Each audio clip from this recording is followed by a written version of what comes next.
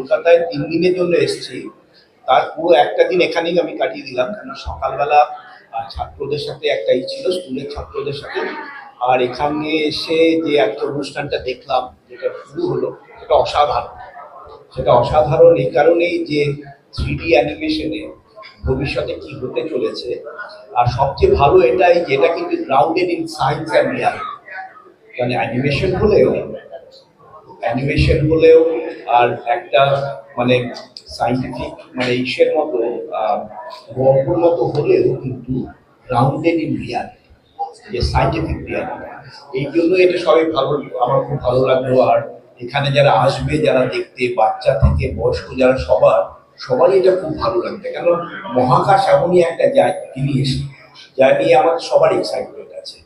আর তাছাড়া মার্স নিয়ে যেটা চলছে আমাদের আর্টেমিস প্রোগ্রামটা হচ্ছে যে গেটওয়ে টু মার্স, যে আমরা গেটওয়ে টু মুন করছি। যেমন এখানে আমাদের রয়েছে স্পেস স্টেশন পৃথিবীতে, সেরকমই মুনে যদি একটা গেটওয়ে করা যায়, তাতে কি হবে, then we can, instead of going directly to the moon, will go to the gateway and then we can take materials, জিনিসপত্র ওখানে নিয়ে গিয়ে তারপর সেখান থেকে ওই much easier to go to the land of the moon.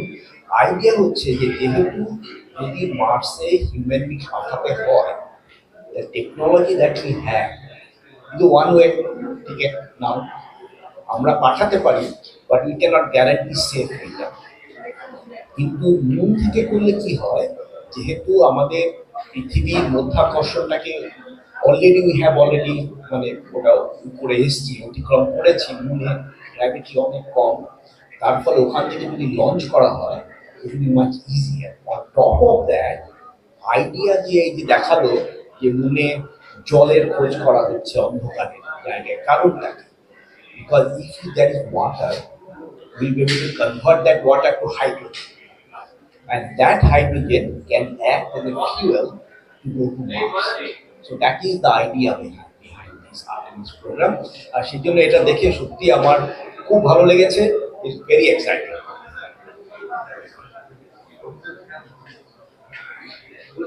একটা প্রশ্ন আছে বলছি, পাইলা বলি না